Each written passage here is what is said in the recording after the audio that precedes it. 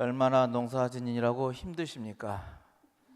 하루하루 농사짓는 일 이겨내고 그런 몸에도 불구하고 주의 제단에 나와 하나님께 예배드리는 여러분, 하나님이 주시는 은혜와 축복 받아 누리는 복된 시간이 되시기를 주님의 이름으로 축원을 드립니다. 오고 가고 지나다니 보니 저는 직접 농사를 짓지 않지만 지금 들판에 모내기가 한참 진행되어 간 것을 느낍니다. 노예일로 완도를 다녀오면서 들녘을 바라보니까 모내기는 거의 70-80% 정도 되었고 미진한 데 있지만 심어져 있는 것을 보았습니다. 바쁘고 힘들고 지친 몸이지만은 그 지치고 힘든 여러분의 몸, 하나님을 만나고 하나님께 온전히 의탁하는 믿음들이 되시길 바랍니다. 수고하고 무거운 짐자들아 다 내게로 오라, 내가 너희를 편히 쉬게 하리라 하신 주님의 말씀 의지해서 이 주님의 초청에 응답하면서 여러분의 모든 걱정과 근심을 하나님께 맡기시기 바랍니다. 당부하기는 언제든지 무엇을 하든지 기도로 시작하고 기도로 끝마치시기 바랍니다. 온전히 하나님께 의지하시기 바랍니다. 전적으로 하나님을 신뢰하고 하나님께 의탁할 때 주님께서 약속하신 대로 우리에게 하늘의 은혜와 은총으로 함께 해 주실 줄로 믿습니다. 오늘 말씀을 전하기 전 우리의 살아가는 삶의 형편을 뒤돌아봅니다. 우리가 신문을 펼치기가 매우 두려운 세상에 살고 있는 그런 형편이기도 합니다. 보도되는 뉴스에 귀를 닫고 눈을 가리고 싶은 생각들이 참 허다합니다. 우리에게 보이는 이 나라, 이 사회 도저히 구제불능처럼 보여지기도 합니다. 아무리 심판을 하고 표를 주어서 역할을 준다 할지라도 달라져 가는 것이 아무리처럼 보여지지가 않습니다. 불의가 세상을 판치는 것처럼 보여집니다. 정치인들은 이익에 따라서 이리저리 움직이고 온갖 술수를 부려서 자신들의 이익만 탐하는 모습들이 허다합니다. 관리들은 부정과 부패를 일삼고 기업들은 불의한 축제를 사회 구석에까지 퍼치어져 나갑니다. 우리 사회에 나타나는 것은 사치와 향락의 풍토만이 만연해 있습니다. 성적인 타락이 더욱더 기승을 부립니다. 우리에게 들려오고 보여지는 이런 이야기, 온통 부정적인 것이 허다하다라는 이야기입니다. 그러게 사람들은 말합니다. 이 나라, 이 사회가 어느 한 곳 썩지 않는 것이 없다라고 표현들을 합니다. 이 말의 뜻이 무엇입니까? 우리가 살아가는 것이 정치계이든 경제계이든 또는 교육계이든 문화계이든 관료사회만이 아니라 종교까지도 다 썩었다는 비판이 이제 나오게 되지더란 이야기입니다. 종교계가 이렇게 썩었다는 비판을 듣는 것은 정말 탄식입니다. 이 비판에 교회가 예일 수가 없다는 것이죠. 우리 그리스도인만이 제대된 것은 아니더라는 겁니다. 정말 우리는 이렇게 무서운 세상에 살고 있더란 겁니다. 이런 세상의 영향 때문인지 우리들의 심성이 많이 메말라 있음을 느껴봅니다. 만나는 사람 이야기를 들어보면 행복하고 즐거운 일보다는 그러나 참 어둡고 슬픈 이야기들이 더 많이 오고 가더란 이야기입니다. 우리 내부에서도 칭찬하는 일에는 참 인색합니다. 비난하고 헐뜯는 일에는 정말 익숙한 우리들의 모습입니다. 감싸고 북돋우며 주며 인정해 주기보다는 흔들고 험담하고 끌어내는 일에 더 재주가 있는 우리 입솜씨를 발휘합니다. 과연 이와 같은 우리의 모습이 성령 안에 사는 그리스도의 모습이라고 할 수가 있을까요? 우리는 성령의 이끄심에 따라 사는 그리스도인이라고 합니다. 그런데 이러한 모습들이 정말 우리가 성령의 이끄심에 따라 살아가는 삶인가 한 것입니다. 오늘 성경의 말씀은 무엇이라고 말하고 있는가 살펴보고자 합니다. 우리가 어떤 삶을 살아가야 할지 다시 한번 성령 강림 후 둘째 주를 보내면서 우리의 마음가짐을 추스려야만 하겠습니다. 성령 강림 후 둘째 주를 우리가 보내는데 성령은 개인의 종교성을 달구는 그런 열광주의나 세상에서 성공을 이루어주는 기복주의의 성령은 아닙니다. 우리가 성령을 이해할 때 성령 강림 날 임하였던 마가의 다락방의 그 신기한 경험만이 성령이란 것처럼 생각을 합니다. 그리고 무슨가의 특별한 능력이 나타나고 방언을 해야 되고 라는 것처럼 생각을 합니다. 그러나 성령은 하나님 나라의 복음을 전하고 이루는 그 목적과 기능이 있는 것이 영입니다. 아버지의 시대를 이어서 아들의 성자의 시대에 건너 이제 성령의 시대를 살아가는 오늘 우리들에게 성령은 우리들의 뒤에서 힘으로 밀어주는 역할을 합니다. 하나님의 나라를 이루어가기는 힘이 되어주시는다는 이야기입니다. 복음의 증언은 그렇게 돈이나 힘으로 되는 것이 아니라 오직 예수의 이름과 그 성령의 능력으로 되어짐을 깨닫습니다. 예수 그리스도의 사랑만이 복음을 전하고 우리들의 생명들을 일으켜 세워주신다는 겁니다. 때문에 성령은 복음을 위해서 우리에게 사랑을 알게 하고 또 사랑의 삶을 훈련시켜 주십니다. 그러기에 성령은 다른 것이 아니라 사랑의 영이십니다. 오늘 우리 세 본문의 말씀을 우리에게 주어졌는데 이 세 본문의 말씀은 저는 사랑의 영에 관한 사랑에 관계된 말씀으로 읽고 여러분에게 전합니다. 구약의 말씀 미가의 예언은 이스라엘의 하나님이 어떤 분이신가에 우리들에게 알려줍니다. 미가의 예언자는 유다야에서의 활동한 예언자입니다. 그러나 그 예언의 내용들은 이제 예루살렘과 북이스라엘의 수도인 사마리아를 이제 비판하는 하나님의 심판이 그들에게 임할 거다는 심판과 그들을 다시 구원해 줄 것이라는 심판과 구원의 선포를 함께 하고 있습니다.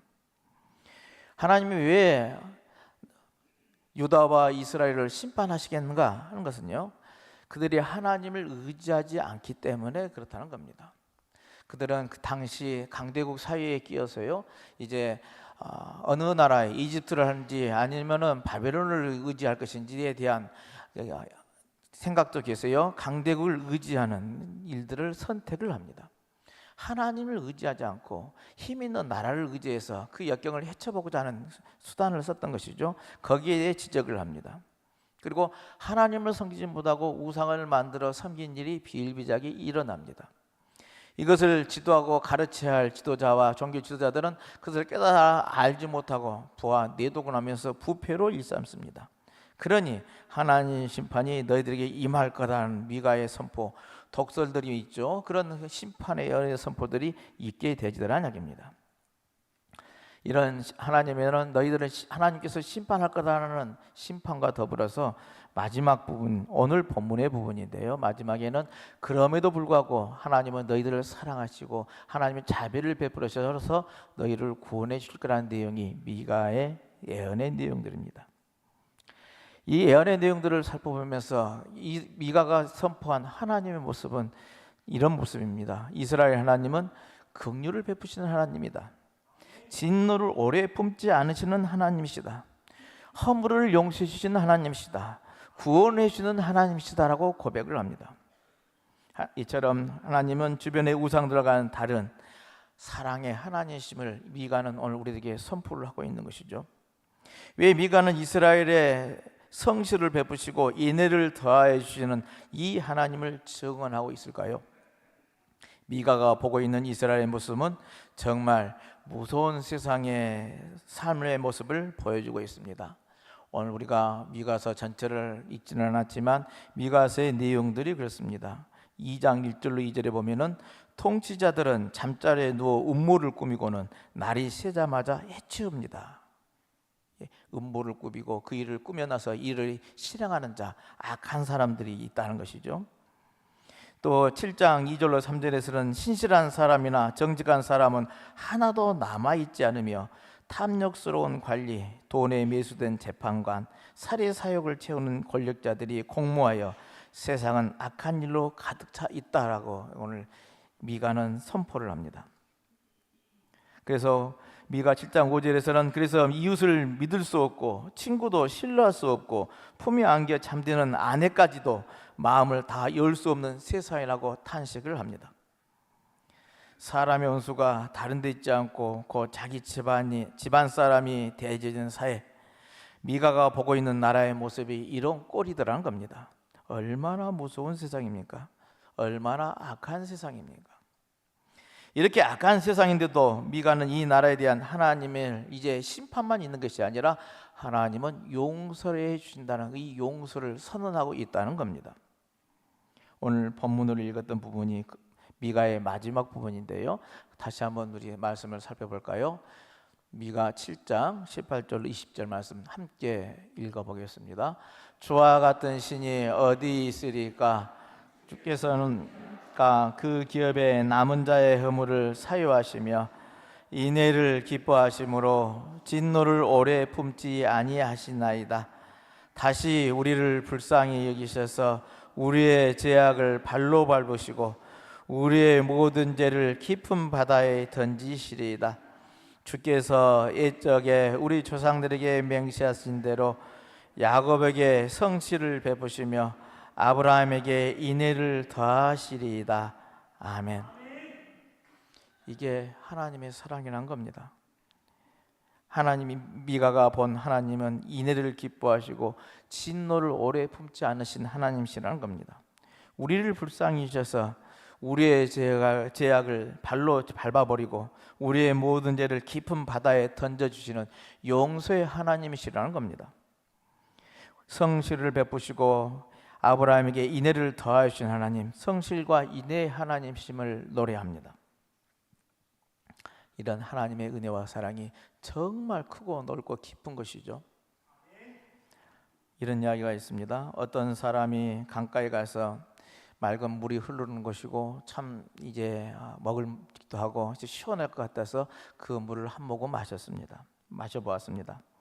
그리고 돌아가서 내가 이만저만 곳에 강을 갔더니 거기에 강물이 정말 맑고 깨끗하고 시원하고 그래서 그 물을 마셨노라고 그 맛과 빛깔과 촉감과 시원함에 대해서 열심히 설명을 합니다.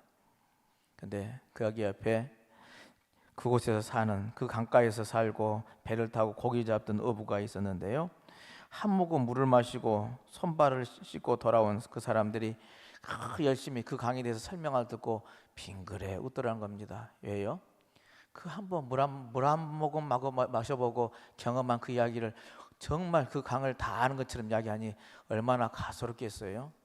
그래서 그 옆에서 빙기수 웃으면서 하는 말이 이보시기에 거기에는 그 물만 있는 것이 아니라 물속에는 고기도 있고 여러 다양한 생물들이 살고 있다네. 그리고 그 강 주변에는 계절에 나무와 여러 풀들이 있는데 차를 따라서 꽃이 피고 열매를 맺어간다네 라고 소개를 하더란 겁니다. 그렇죠. 우리는 하나님의 자비와 선하심을 맛보고 제가 이렇게 설명을 한다고 하지만 그 깊이와 넓이와 측량할 수 있는 은혜는 감히 상상하지 못한 은혜인 줄로 믿습니다. 하나님의 선하심은 하나님의 긍휼히 여기심과 용서가 기반이 되어 있습니다.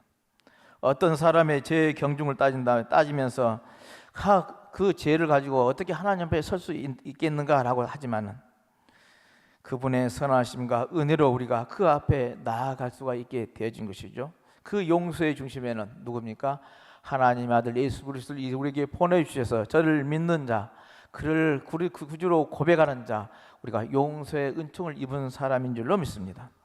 주님의 십자가의 사랑이 우리로 하여금 하나님 앞에 이렇게 서게 하고 하나님께 예배할 수 있는 존재로 만들어 주시더라는 이야기입니다.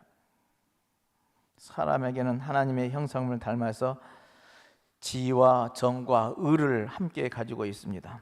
이 지혜와 능력은 하나님의 고유의 성품이면서 우리에게 허락된 재능입니다. 그런데요, 이 재능의 수준을 넘어서는 하나님의 형상이 우리에게 있습니다. 그게 뭐입니까? 하나님의 사랑입니다.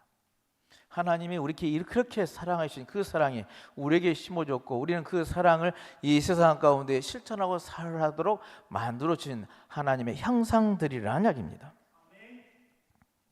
용서받는다는 게 무엇입니까? 짊어진 죄의 무거운 짐을 던져버리고 그분의 넓은 품에 안겨서 쉼을 얻는 것이 아니겠습니까? 하나님은 우리를 두 발 벌려 환영하시고 우리를 불쌍히 여기시고 이렇게 모든 죄를 다 용서해 주시더라는 겁니다. 그 사랑 앞에 우리의 모든 증오와 분노와 슬픔과 병과 번뇌가 봄눈 넣듯이 사그라들어야 되는 것이 아니겠습니까? 그 사랑을 체험한다면, 그 사랑을 안다면, 그 사랑의 품에 안긴다면 우리는 모든 것이 용서받고 또 은혜의 삶을 살게 되실 줄로 믿습니다.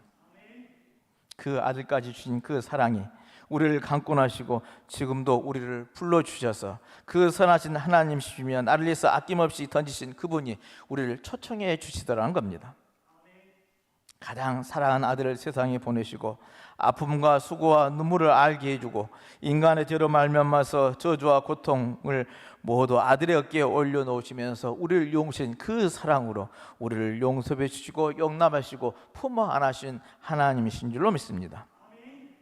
참으로 놀라우신 하나님의 사랑이요 용서인 줄로 믿습니다. 오늘 복음서의 말씀은 요한복음서인데요, 오늘 본문으로는 읽지는 않았습니다. 내용은 예수께서 간음하다가 현장에 붙잡혀 있는 여인을 구원해 주는 이야기입니다. 저는 이 본문 중에 주목해 보는 것은 이 사건이 어디에서 일어났는가 하는 점입니다. 그곳은 성전 마당입니다. 지금 사람들은 이제 모세의 율법에 따라서 간음하다가 현장범이죠. 현장에 잡은 그 여인을 이제 어떻게 할 것인가 예수님께 묻습니다. 사람들의 손에는 돌멩이들이 들려 있고 율법에 따라서 죽이려고 하고 있던 상황입니다. 예수님께서는 어떻게 하실까 묻는 그 질문 앞에 아무런 대답지 않고 오히려 엎드려서 땅에 손가락으로 뭔가 글씨를 그적거립니다. 침묵을 합니다. 뭔가 대답해 주시기를, 뭔가 해결해 주시기를 바라는 사람들 앞에 아무 말도 하지 않고 침묵하십니다. 그리고 나서는 몸을 일으켜서 예수님께서 하시는 말씀은 너희 가운데서 죄가 없는 사람이 먼저 이 여자에게 돌을 던지라 하십니다. 침묵하시면서 자신들의 삶을 돌아보신 주님이신 것이죠. 율법 아래 의인은 하나도 없다는 사도 바울의 고백대로 그 어느 누구도 예수님의 말씀에 따라 돌을 던질 수 있는 사람은 없더란 겁니다. 하나 둘 다 떠나갑니다. 그 여인만 남습니다. 그 여인에게 이제 너를 더 이상 죄 짓지 말라, 하나님이 구원하셨느니라 하고 보내십니다. 여인의 생명을 얻었습니다. 이게 무슨 이야기인가요? 하나님의 뜻은 여러 가지가 있겠지만 오늘 주목해 보는 것은, 이 사건에서 의미하는 것은 저는 성전 마당이라고 그랬습니다. 성전 마당에서는 정죄의 장소가 돼서는 안 됨을 보여준다는 이야기입니다. 우리는 용서의 하나님을 만납니다. 그 용서의 하나님을 만난 우리가 교회 안에서 누구를 정죄하고 누구를 비판할 수 있겠는가 하는 것입니다. 사람들이 성전 마당에 정죄의 도를 들었으나 예수님께서는 그 여인의 허물과 잘못에도 불구하고 사랑으로 용서하셨습니다. 용서하기가 정죄하는 것보다 정말 어렵지만 사랑의 용서가 우리 그리스도의 기림을 직접 보여주시더라는 겁니다. 허물을 들춰내서 괴롭히는 것보다도 덮어주고 감싸는 것이 더 힘들지만 그 힘든 일을 감당하는 것이 우리 그리스도인의 사랑이라 가르치더라는 겁니다. 사도 바울의 권면은 좀 더 구체적입니다. 어떤 사람이 죄에 빠진 일이 드러나면 성령의 지도를 받아서 사는 교인들은 온유한 마음으로 그를 바로잡아주고 서로 짐 져주기를 권면하고 있는 것이 오늘 서신서의 말씀입니다. 이것이 그리스도의 법을 성취하는 길이라는 것이죠. 그리스도의 법이 무엇입니까? 다른 거 있지 않습니다. 사랑의 법입니다. 죄인된 우리를 구원하시려고 십자가를 지신 주님의 법은 죄인된 우리를 끝까지 용서하고 품으시는 그 사랑이더라는 이야기입니다. 그 사랑의 법으로 살아가는 것이, 살아가는 공동체가 교회인 것이죠. 또한 이 사랑으로 살아갈 사람들이 그리스도인들이라는 이야기입니다. 바울은 이 사랑으로 사는 삶을 선하다고 하면서 우리로 하여금 그런 선한 삶을 살도록 권면하고 있습니다. 모두의 제가 이 세상이 무서운 세상이라고 말씀을 드렸죠. 세상은 어지럽고 그리고 세상이 악하고 세상에 우리들에게 험난하게 만듭니다. 그러나 이 무서운 세상을 바꿔야 할 사명은 누구에게 있겠습니까? 하나님을 알고 예수를 그리스도로 고백하는 우리 그리스도인들이 있더라는 이야기입니다. 이 일은 우리에게 허물이 있음에도 불구하고 용서하시고 사랑하시는 주님의 사랑으로 사는 데 있다 하겠습니다. 그리고 그 사랑으로 이것이 이루어져 갑니다. 그러기에 이 시간 우리 자신들을 다시 한번 살펴보시기를 바랍니다. 우리 입안에 칭찬보다는 비난의 면도날을 숨겨두고 있지는 않은가? 기쁨으로 봉사하는 이들의 가슴에 못질하면서 상처를 주고 있는 우리의 모습은 아닌가? 허문을 약점으로 잡아서 불어 뜯고 있지는 않는가? 우리는 악한 세상을 바꿔갈 공동체로서 어떤 모습을 하고 있는지 다시 한번 반성하는 믿음의 삶이 되시길 바랍니다. 참으로 악하고 무서운 세상이지만 미가가 선포한 것은 하나님의 용서와 사랑을 선포합니다. 우리 주님은 가늠하다 잡힌 여인, 그 허물과 잘못에도 불구하고 정죄하지 아니하고 사랑으로 용서하여 주십니다. 바울은 온유한 성령의 마음으로 우리를 바로 잡아주면서 서로의 힘, 그 짐을 져주라고 권면합니다. 여러분, 무서운 세상을 바꿔 나가는 그리스도인들이 다 되시기를 바랍니다. 주님이 베푸신 그 사랑에 감격하여서 그 주님의 사랑을 전하고 나누는 삶을 살아가시길 바랍니다. 내 생각, 내 판단, 내 힘으로 안 되지만 그러나 주님이 주시는 이 힘, 성령의 힘에 의지하여서 끝까지 용서하시는 이 사랑의 삶을 살아가는 저와 여러분들의 삶이 다 되시기를 주님의 이름으로 축원을 드립니다.